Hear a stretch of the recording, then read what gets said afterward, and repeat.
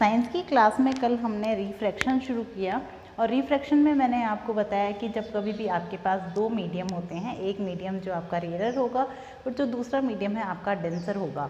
यहाँ अगर light ray incident होती है, ठीक है, लाइट रे आकर गिरती है, तब उस लाइट रे के अंदर कुछ तरीके का परिवर्तन हो जाता है। या तो वो नॉर्मल की तरफ मुड़ जाती है या फिर वो नॉर्मल से दूर हट जाती है। ये डिपेंड करता है कि आपके पास मीडियम कौन सा है और कौन से मीडियम से लेकर कौन से मीडियम में इंसिडेंट लाइट का मूवमेंट हो रहा है। इतनी बात आपको कल बता दी थी मैंने। इसके बाद कुछ एग्जांपल्स बताए थे कि रिफ्रैक्शन की एग्जांपल्स में क्या होगा। आपको पेंसिल बैंड की भी दिखाई देगी, कांच की जो स्लैब होती है, कांच की स्लैब से अक्षर जो होते हैं या वर्ड्स जो होते हैं थोड़े से उभरे हुए दिखाई देते हैं, आपको पढ़ने में ईजी दिखाई देते हैं। अगर आपके पास कांच का गिलास है और उस कांच के गिलास के अंदर आपने सिक्का डाला है तो वो सिक्का उठा हुआ दिखाई देता है। इस तरीके से हमने ये देखा कि कुछ चीज़ें जो है वो अपनी स्थिति से दूसरी स्थिति में दिखाई देती है। इन सभी का एक ही कारण होता है, वो होता है रिफ्रैक्शन। अब रिफ्रैक्शन को करने के बाद मैंने आपको कल बताया कि हम आज लेंस के बारे में पढ़ेंगे। लेंस में भी उसी तरीके से हमें इमेज की फॉर्मेशन करनी होती है जैसे हमने रिफ्लेक्शन में की थी। देखो, याद करो कि रिफ्लेक्शन में जो हमने इमेजेस का फॉर्मेशन किया था वो किस तरीके का था। हमने वहाँ पर कॉन्केव से 6 इमेजेस बनाई थी और कॉन्वेक्स से 2 इमेजेस बनाई थी। आपको मिरर और लेंस में थोड़ा सा डिफरेंस देख लो कि किस तरीके से मिरर और लेंस में क्या डिफरेंस है। देखो, इस तरीके से जब अपन एक स्फेरिकल मिरर है और इसके साथ ही लगा हुआ दूसरा स्फेरिकल मिरर है, ठीक है, इन दोनों स्फेरिकल मिरर के जब हमने ये वाला पार्ट यूज़ किया है, बीच वाला पार्ट जहाँ पर ये दोनों ही तरफ क्या होंगे, उभरे हुए भाग होंगे, इस तरीके का जो लेंस बनता है इसका फॉर्मेशन कैसा हो जाएगा, इस तरीके का। इस बात को हम बोलते हैं कॉन्वेक्स लेंस।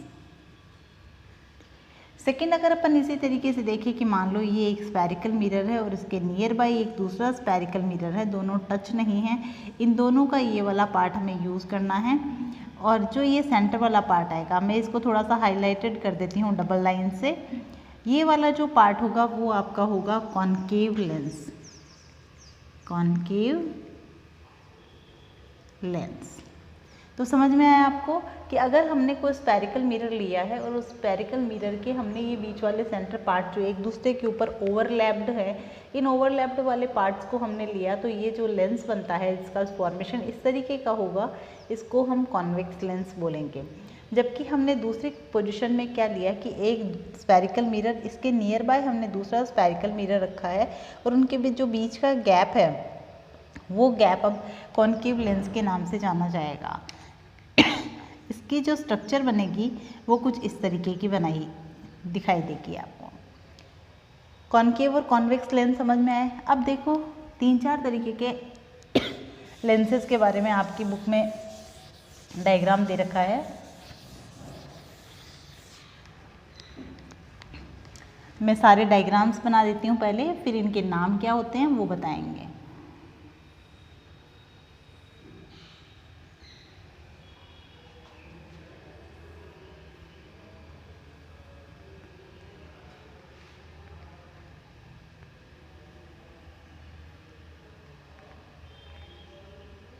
थोड़ा सा गहरा है ये।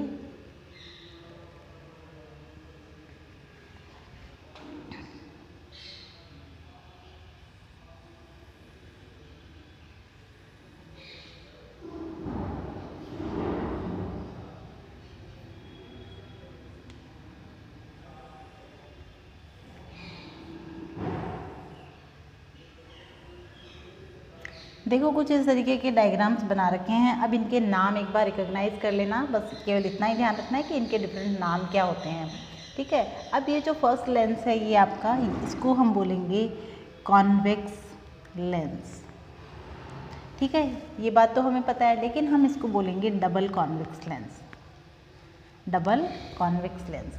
ये जो सेकंड वाला है इसको हम बोलेंगे डबल कॉन्केव लेंस।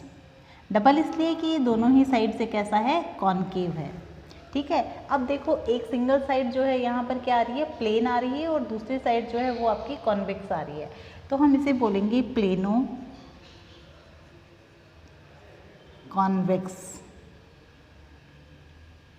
लेंस। यहाँ पर प्लेनो है लेकिन कैसा है, कॉनकेव है, तो हम इसे बोलेंगे प्लेनो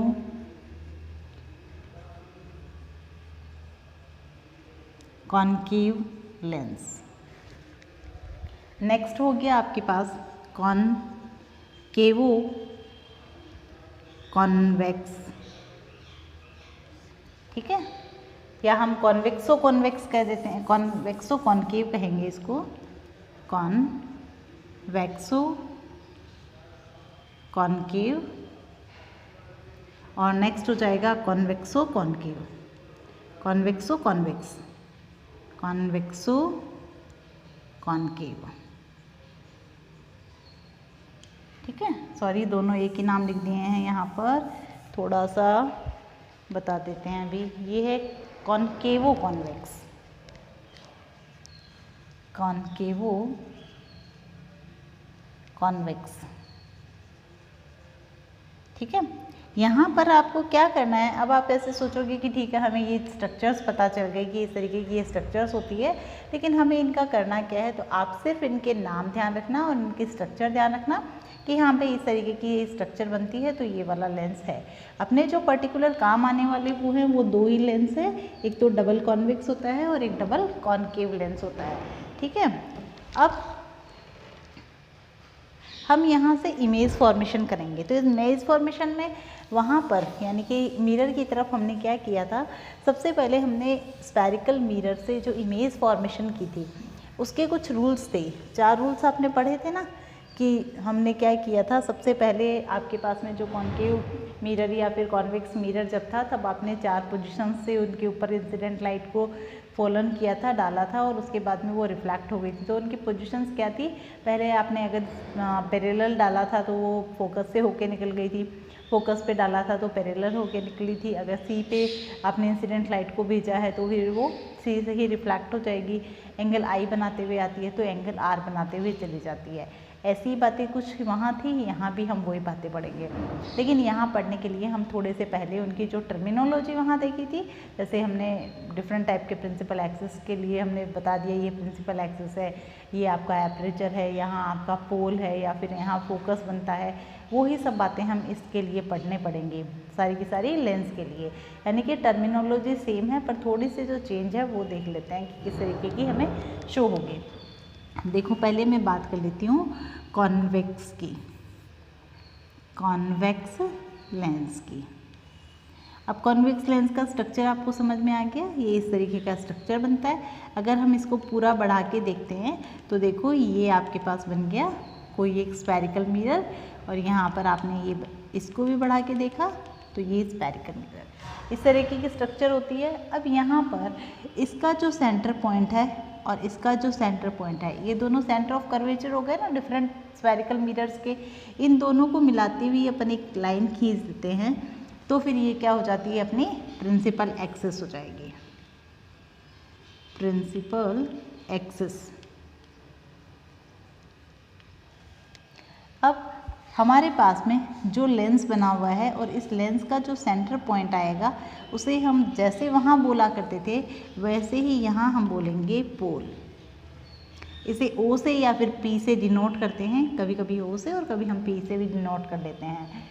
ये प्रिंसिपल एक्सिस के बाद में हमें यहाँ पता है कि प्रिंसिपल एक्सिस का जो यहाँ सेंटर पॉइंट आएगा उसको हमने वहाँ पर सेंटर ऑफ कर्वेचर माना था, तो यहाँ पर सेंटर ऑफ कर्वेचर के पॉइंट हमारे पास में 2 ऑब्टेन होते हैं।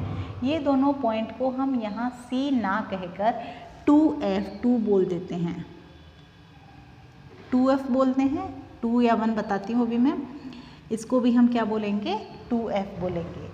अब ये 2F1 और 2F2 की बातें हैं कि हमें किसको हमें 2F1 बोलना है, किसको हमें 2F2 बोलना है।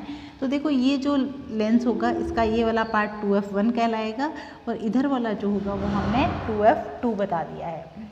तो यहाँ पर C को यानी कि सेंटर ऑफ कर्वेचर को हमने C ना लिखा, जबकि हमने क्या लिख दिया, यहाँ पर हमने इसको 2F लिख दिया। तो मैं यहाँ पर बता देती हूँ सेंटर ऑफ कर्वेचर, ठीक है, और इसको डिनोट करेंगे हम 2F से।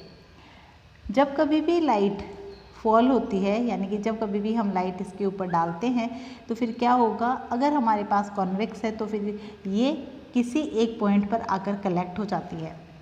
किसी एक पॉइंट पर आकर जहाँ कलेक्ट होती है तो वो पॉइंट हमारा क्या कहलाता है, फोकस पॉइंट कहलाता है। तो नेक्स्ट पॉइंट हो गया हमारा फोकस।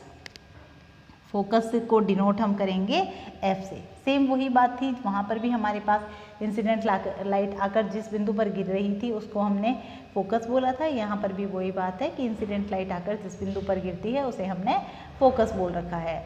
अब फोकस के भी यहाँ पर 2 पॉइंट होते हैं, इसको हम बोलते हैं F1 और जो दूसरी साइड होगा उसे हम बोल देंगे F2। यानी कि पूरे के पूरे लेंस के अंदर आपको 2 तो सेंटर ऑफ कर्वेचर शो होंगे और 2 ही फोकस शो होंगे। सेंटर ऑफ कर्वेचर को हम 2F से शो कर देंगे, एक 2F1 हो जाएगा और दूसरा 2F2 हो जाएगा। जबकि फोकस भी हमने 2 बना रखे हैं, एक का नाम हमने F1 दे रखा है और दूसरे का नाम हमने F2 दे रखा है। सेम वही फॉर्मूला यहाँ पर अप्लाई होगा, R जो होगा वो 2F के बराबर होगा, या फिर हम कह देंगे कि स्मॉल f जो होगी वो क्या हो जाएगी, R/2 हो जाएगी। और स्मॉल f क्या होती है, फोकल लेंथ होती है। स्मॉल f बराबर फोकल लेंथ होती है। अब फोकल लेंथ कहाँ से कहाँ तक की पॉइंट हो गई, ये आपका P पॉइंट है, तो F से P की जो डिस्टेंस होती है, यानी P और F के जो बीच की दूरी है, ये क्या कहलाएगी, फोकल लेंथ कहलाएगी। और फोकल लेंथ हमेशा R की, R यानी सेंटर ऑफ कर्वेचर की जो डिस्टेंस आएगी उसकी आधी होगी। ये पॉइंट्स वहाँ भी हमने देख रखे थे और यहाँ भी हमने देख रखे हैं, सेम वही पॉइंट्स हैं। यहाँ पर आपको इनको डिफ़ाइन करने की भी नीड होती है। क्वेश्चन इस तरीके से पूछा जाता है कि आप डिफ़ाइन करो कि आप फोकल लेंथ से क्या अंडरस्टूड करते हो, या फिर आप सेंटर ऑफ कर्वेचर से क्या समझते हो, तो कोई भी पॉइंट हो सकता है। अब आप समझ पा रहे हो ना कि सेंटर ऑफ कर्वेचर कौन सा हो गया, फोकल लेंथ क्या हो गई। तो एक बार थोड़ा सा इस तरीके से नोट कर लो कि 2F बराबर हम बोल देंगे यहाँ पर सेंटर ऑफ कर्वेचर, ठीक है। और F हम किसको बोलते हैं, हमेशा फोकस को बोलते हैं। P जो है वो पोल है आपका, और एपरेचर आपको मैंने इस तरीके से, देखो वही वाला पार्ट है ना, तो यहाँ पर भी इसको ही एपरेचर बोल देंगे। वहाँ पर हमने जिस पार्ट से लाइट को रिफ्लैक्ट और लाइट को इंसिडेंट शो किया था ना, वहीं वैसे ही इसी तरीके से इस पर जो लाइट इंसिडेंट होती है और लाइट रिफ्लैक्ट होती है, तो ये वाला पार्ट एपरेचर पार्ट कहलाता है। अब एपरेचर पार्ट मान लो कि मैंने इसको OM नाम दे दिया, ये O तो नहीं देंगे, चलो MN दे देते हैं। ये मान लो M पार्ट हो गया और ये N पार्ट हो गया, तो हम इसको बोल देंगे एपरेचर। स्मॉल f जो होगी वो अपनी होगी फोकल लेंथ, ठीक है। और तो कोई पॉइंट बचा नहीं है आपके पास, प्रिंसिपल एक्सिस को डिनोट करने की ज़रूरत नहीं होती है, हम सीधी लाइन शो कर देते हैं। तो यही पॉइंट वहाँ थे, यही पॉइंट यहाँ है। अब ये सेम पॉइंट किसके लिए चलेंगे, कॉनकेव के लिए भी चलेंगे। कॉनकेव के लिए किस तरीके से यूज़ करोगे, देखो पॉइंट्स तो समझ में आए गए, अब सीधा कॉन्वेक्स के लिए समझ लेना केवल।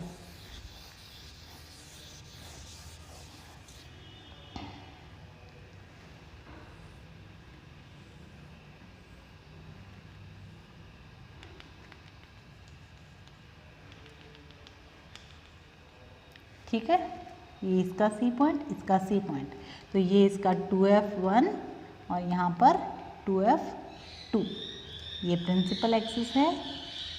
ये इसके बीच की जो लाइन है, इसका जो सेंटर पॉइंट आएगा उसको देखो, कॉनकेव के लिए भी अपन इसी तरीके से यूज़ कर लेंगे। ये जो है अपना 2F1 और 2F2 आता है, ठीक है। और यहाँ पर हमारे पास क्या आ जाएगा, फोकस पॉइंट आ जाएगा, जिसे अपन F1 कर देंगे और जिसे अपन क्या बोल देते हैं, F2 बोल देते हैं। इस तरीके का फॉर्मेशन हो जाता है। अब इसके अलावा आपके पास ये फोकल लेंथ होगी, यहाँ भी फोकल लेंथ होगी, इतना पार्ट, यानी कि हम यहाँ से यहाँ तक की दूरी, यानी कि पूरा ये जो सेंटर का पार्ट होगा इसे अपन एपरेचर बोल देते हैं, ठीक है ना। इतनी बात क्लियर हो गई। अब वहाँ पर जिस तरीके से हमने 4 ऑप्शंस बना रखे थे, वैसे के वैसे ही हमें क्या करना होगा, यहाँ भी बनाना होगा। यानी कि जो रूल्स हैं, जनरल रूल्स होंगे, वो जनरल रूल्स हमें यहाँ पर भी देखने पड़ जाएंगे। तो देखो पहले अपन क्या करेंगे, पैरेलल भेजेंगे। तो जैसे ही हम पैरेलल भेजते हैं तो फिर वो क्या होंगे, फोकस पर कलेक्ट हो जाएंगे। ठीक है, पहला रूल तो यही हो गया। सेकंड रूल में हम बोलते हैं, इसी डायग्राम में बता रही हूँ, चलो यहाँ बनाते हैं। सेकंड रूल में हम क्या कहते हैं कि ये अपने पास में फोकस पॉइंट है और हमने अगर किसी भी लाइट को फोकस पे डाला है, ठीक है, सीधा हम फोकस पे इंसिडेंट कर रहे हैं, तो हम फोकस पे डालेंगे तो क्या होगा, वो स्ट्रेट निकल जाएगी। इतनी बात है। इसी तरीके के हमारे पास में दो और रूल्स बन जाएंगे, जहाँ पर एंगल एक सी से आएगा, वो सी पर कलेक्ट हो जाएगा,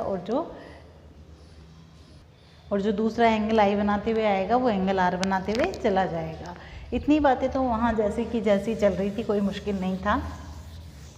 ये जनरल बातें हैं जो हमने देख ली। यहाँ के बाद में अब अपने पास आती है इमेज फॉर्मेशन। ठीक है, इमेज फॉर्मेशन।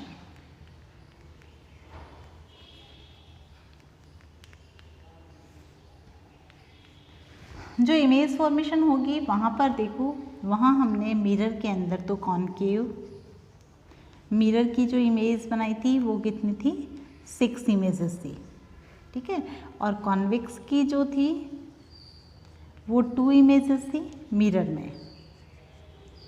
अब अपने को क्या करना है, यहाँ पर कॉन्वेक्स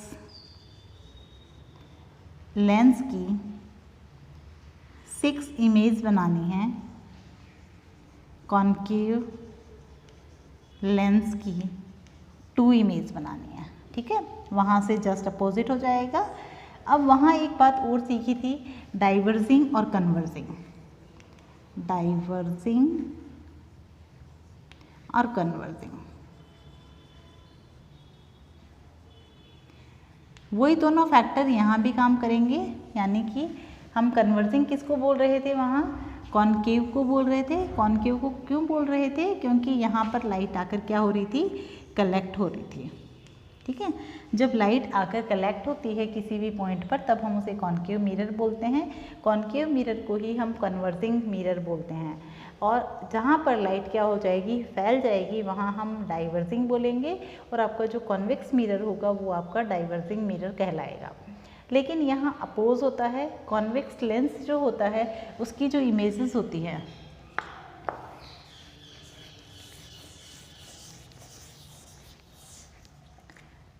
ये मानो कोई ये कॉन्वेक्स लेंस है, और इस कॉन्वेक्स लेंस में क्या होगा कि इंसिडेंट लाइट आएगी और आकर किसी एक पॉइंट पर इकट्ठी हो जाती है। तो जहाँ जिस पॉइंट पर आकर कलेक्ट हो जाएगी उसे हम फोकस पॉइंट बोलते हैं। तो हम ये बोलना चाह रहे हैं कि अगर हमारे पास इंसिडेंट लाइट आकर किसी एक बिंदु पर कलेक्ट हो जाती है, तब हम उसको बोल देंगे कन्वर्जिंग लेंस। तो यहाँ पर कन्वर्जिंग लेंस कौन सा हुआ, कॉन्वेक्स हुआ।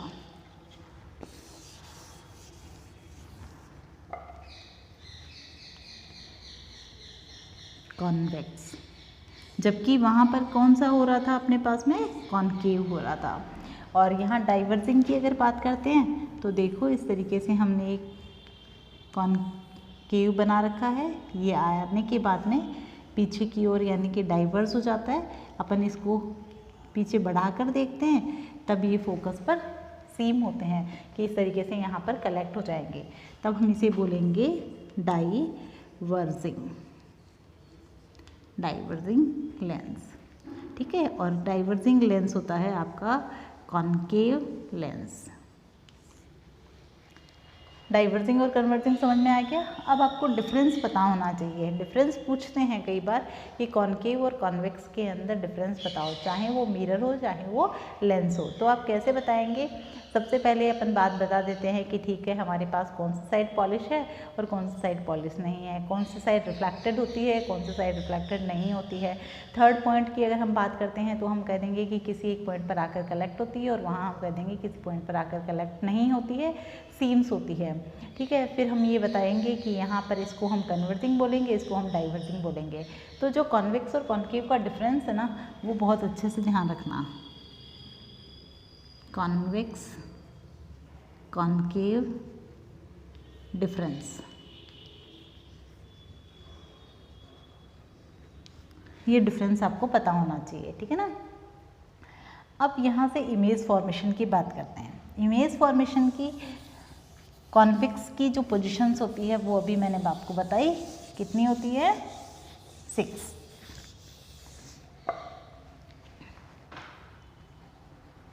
कॉन्वेक्स लेंस पोजीशन होगी आपकी 6। अब ये 6 कहाँ कहाँ होती है उसे सुनो। अगर हम कभी भी इन्फिनिटी से डालेंगे इमेज ऑब्जेक्ट को, अगर हम इन्फिनिटी पे रखेंगे तब हमारे पास जो इमेज का फॉर्मेशन होगा वो होगा फोकस पर। सेकंड पॉइंट है, अगर हम फोकस पर रखेंगे तो इमेज का फॉर्मेशन होगा आपका इन्फिनिटी पे। अगर हम 2f पे डालेंगे तो बनेगी इमेज हमारे 2f पे। अगर हमारी इमेज 2f से बियॉन्ड है तो 2f और f के बीच में बनेगी। अगर 2f के बीच में और 2f और f के बीच में रखेंगे तो 2f से बियॉन्ड बनेगी। अगर फोकस और पोल के बीच में रखी हुई हो तो वो अपोजिट साइड बनेगी। ठीक है, इस तरीके की इमेज का फॉर्मेशन होता है। तो इमेज के फॉर्मेशन को देखने से पहले देखो, आप एक लिस्ट बना लो, आपकी बुक में से उतार लेना चाहे से आप। इमेज में हम इस तरीके से लिखेंगे, ये ऑब्जेक्ट है और ये आपकी इमेज है। नेचर की बात बाद में कर लेंगे, पहले ऑब्जेक्ट और इमेज की बात कर लेते हैं। ऑब्जेक्ट को हमने रखा इन्फिनिटी पे तो इमेज बनेगी आपकी फोकस पे। अगर आपने फोकस पे रखा है, ठीक है, पूरा ही लिख देते हैं, आप लिखना भूल जाओगे नहीं तो।